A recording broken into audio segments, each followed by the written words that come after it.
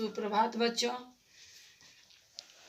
वर्ग अष्टम के विद्यार्थियों को जो मैं संधि के बारे में बता रही थी, उसमें व्यंजन संधि के कुछ नियम नहीं लिखाया गया था, उसे आज लिख लेंगे और समझेंगे। यहाँ देखिए, तीसरे नियम तक लिखा दिया गया था।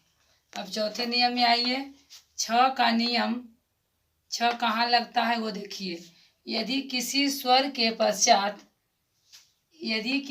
के पश्चात का मतलब हुआ स्वर के बाद छ आए तो छ से पहले च हो जाता है।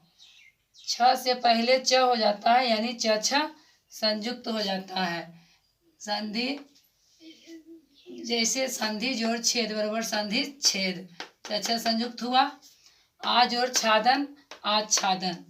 म के, अब देखिए पांचवा है म के नियम।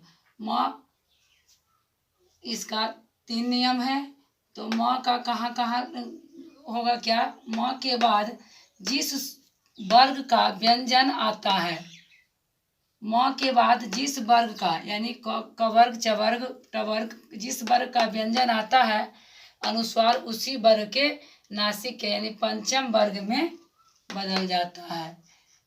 इसका मतलब समझिए कि म के बाद जिस वर्ग का व्यंजन आता है, म के बाद जिस वर्ग का व्यंजन, क वर्ग, च वर्ग, प वर्ग अगर रहेगा तो अनुस्वार उसी वर्ग के नासिक के पंचम वर्ग में। अनुस्वार जो है नासिक के यानी नासिका से जिसका उच्चारण होता है वर्ण का, सब वर्ग का जो अंतिम वर्ण है उसका उच्चारण नाक से होता है, उसको नासिक के कहते हैं। तो पंचम वर्ण में बदल जाता है। जैसे अहम जोरकार, अहंकार, अहम यहाँ म है, अहंकार, सम जोर बंध, संबंध, अहम यानी पंचम वर्ण म है, म में बदल गया। अब देखिए ख, यदि म के बाद य, र, ल, व, तालव्य स, मूर्धन्य स, दंती स, ह हो तो म का अनुस्वार हो जाता है। म के बाद देखिए, जैसे यहाँ सम जोड़ स, सम, म के बाद यहाँ स आ गया तो संशय। सम जोड़ बाद संवाद, म के बाद य, र, ल, व, तालव स, तो संवाद, संवाद। अब देखिए ग, यदि म के बाद म आए तो म का द्वित्व हो जाता है। यदि म के बाद म आए तो म का द्वित्व हो जाता है। द्वित्व मतलब म संयुक्त, द्वित्व मतलब दो म, यानी म संयुक्त हो जाता है।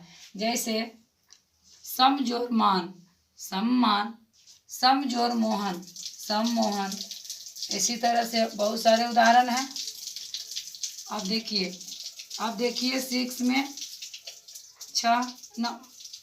न का टवर्गी न होना। यदि री, र एवं मूर्धन्य स के पश्चात यानी मूर्धन्य स के बाद न व्यंजन आता है तो न का टवर्ग न हो जाता है। जैसे परी जोर नाम, यहाँ परी जोर नाम में तवर्ग न है, लेकिन यहाँ जब होता है क्या हो जाता है कि टवर्ग न हो जाता है, बराबर परिणाम। शोष जोर न बराबर शोषण, ये न। अब 7वां नियम, दंती स का मूर्धन्य स होना। यदि दंती स व्यंजन से पूर्व अ या आ से भिन्न कोई स्वर आ जाता है तो दंत स का मूर्धन्य स में परिवर्तन हो जाता है।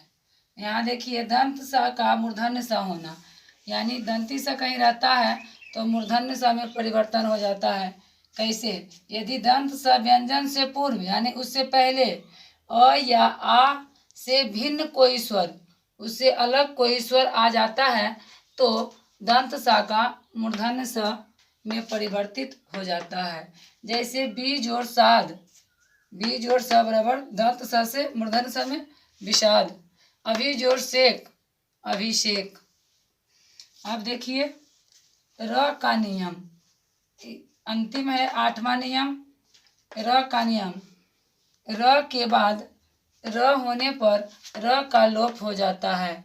और द से पूर्व यदि ह्रस्व स्वर हो तो दीर्घ हो जाता है। अब देखिए यहाँ निर्जोर रस, नीरस यहाँ दीर्घ हो गया। पुनर्जोर रक्षण, पुनर्जोर रक्षण, पुनर्रक्षण हो गया। र यहाँ ऊपर चला गया, उसका लोप हो गया। अब इसी तरह से आप नियम याद कर लेंगे। व्यंजन संधि यहाँ तक।